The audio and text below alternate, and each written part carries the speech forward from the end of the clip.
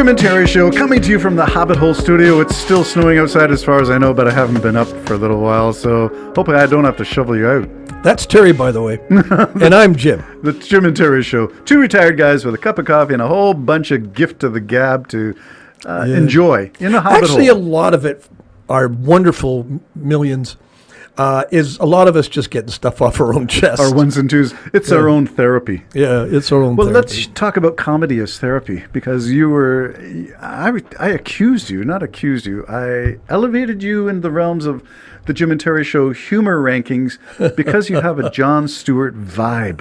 Going. And it's almost the way your intonation That's changes. just because I'm trying to pick up that girl.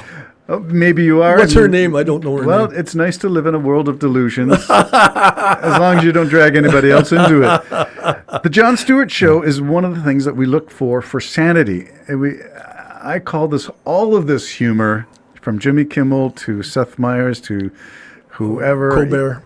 Stephen Colbert is still up there in my league. Me too. As one of He's the hilarious. Better ones. Gallows humor. I'm going to use that word, gallows humor, meaning in the face of such terrible, catastrophic That's where world humor events, comes from. we find a way to smile at it.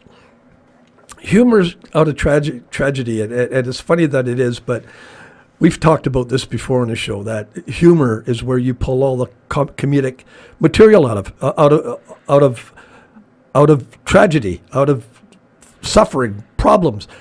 And it's a way to laugh about it, and also to get your point across,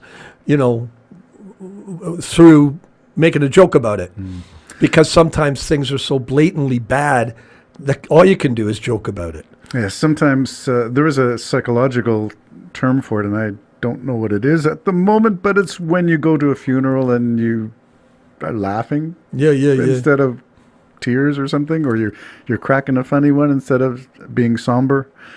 It happens to all of us. It's a way we process grief. I think there's a lot of grief going on in the world. And there's a lot of pressure for sure. There's a lot of pressure, and I'm going to say that the grief has yet to be fully realized. It's not an actual grief yet. For Democrats and people who are liberal and progressive, maybe they're starting to feel it's palpable.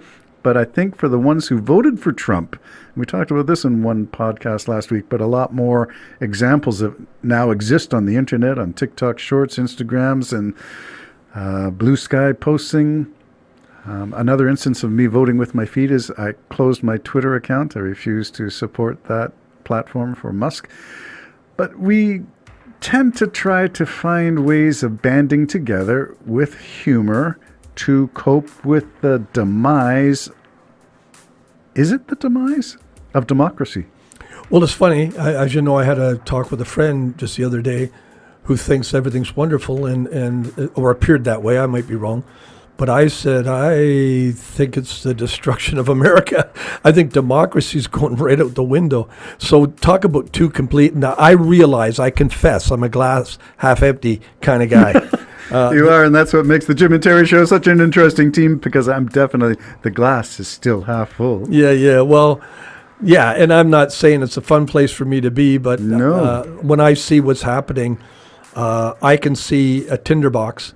I can see one spark, just like in L.A. area in California. Oh, yeah. The wind picks up, the spark is lit, and bang! I can just see it all falling apart, everything going nuts. Okay. And then the adversary taking advantage of that as well, and yeah.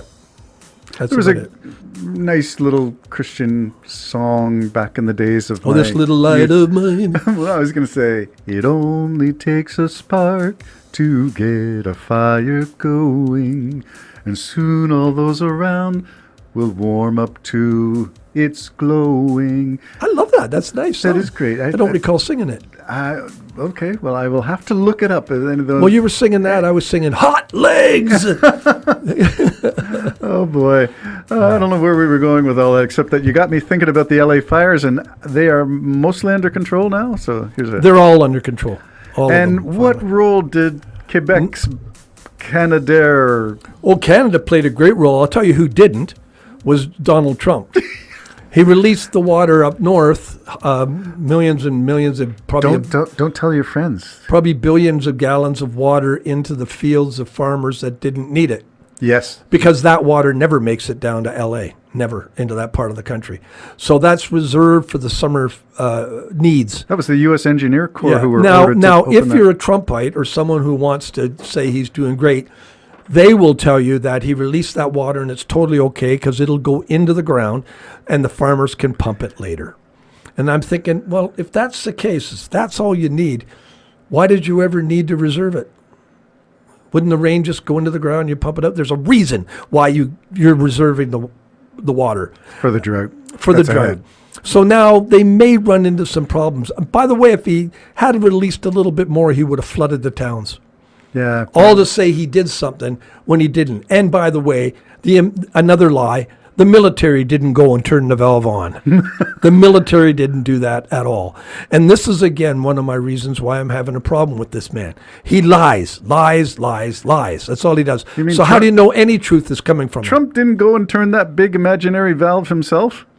Well, if I was a comic, I would have had that actually going up, in the great big valve and hurrah, with the muscle Trump, And then to show you that the pipe has no beginning and no ending, it's just a valve with Just no a valve, connection. yeah. But you did it. But you did Yeah, it, sir. did Way it to go, anyways. Yeah, Mr. did President. Let's get a photo op. Sir, you did it, sir. Comedy. We mock at these things, and that's an example. Because it was so yeah. absurd that if we didn't make fun of it, we'd say But some "That's people normal." buy it. Terry, some people buy that. They don't understand. Even though the governor and everybody else there says there is no valve. Yeah. There was no military. There is no And that water never, no matter what you do, will make it to Southern California. It's not for them. It's for the northern middle California. Yeah. Oh, Amazing. wow. And some people just go, see, yeah, but he did that. Well, Facebook news is a wonderful thing. But he didn't do Your it. Facebook news groups. Yeah, be careful of your sources where you get this stuff, because definitely some portion of the population, north and south of the border, don't get it. Well, look what he's done with the FAA. So he's now the FAA. We didn't even talk about that last week, but I think that was last week. So, Well, what's the latest? the FAA has been understaffed, and they're putting 12 hours a day in 6 days a week. That's a lot of work for when you're concentrating on other people's lives. Don't forget, it's not a job of just having a coffee, and it's being alert all those 12 hours. That's a 12-hour shift. Yeah, and so 6 days a week. That might be a problem too. Well, anyways, it's been understaffed. Yeah. So now they cut it. Not only that, they said the problem is diversity. So now if you're a woman That's the or a reason black for the man crash. or an Asian man, now you're saying they think I am pure shit in this job. Beep. So that's going to affect your job, your work, everything. It's going to affect it. But do you think those who ran that lie have care about that at all? They don't. So unfortunately, there's probably going to be a lot more mistakes come down the pike. The head of the FAA is now a Trump appointee, so we shall. Well, yeah, he got fired because of Musk not liking him. Did you know that? No. Yeah, the last guy. It was as soon as Trump got elected, guy resigned, or I think he resigned. Yeah. He resigned because Trump wanted him gone. Musk wanted him gone. Interesting power that unelected official has. He has a lot of power, and and look at Terry. Geez, if Trump's got a problem with him, I'll give you another $300 million. Oh, okay, you're fine. Oh, get back to Musk and FAA and talk about SpaceX, because there's the connection. A nice closed little system there. Why would Musk want the FAA guy gone?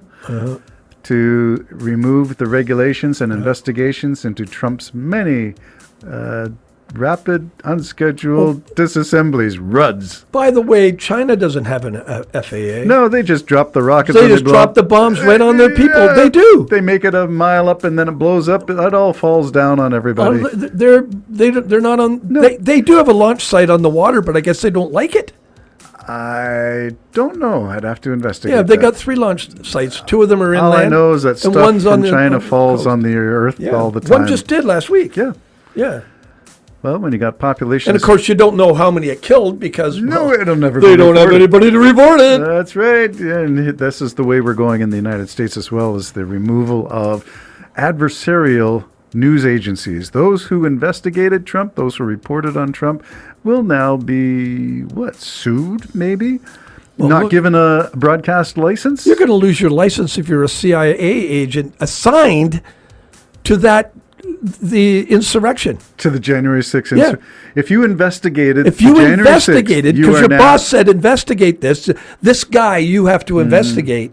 Mm-hmm. Well, if Trump don't like the guy that you were told to investigate, you're out of a job. So in other words, you don't come against Trump in anything. Privately, because he was not the president. Privately, well, he was at that time. Yes, he was. Yes. Privately or publicly, you cannot come against the mob boss. Well, it'd be interesting to see how many late night comedy shows remain after. Well, that's next, isn't it? I think so. Yeah, that'll be it. They're bad for the country. It's a what do they call it? Security issue or something? I don't know. Is it security? We'll let all the adversaries know all the names of all the CIA and all the special ops, but we'll close down the comedians.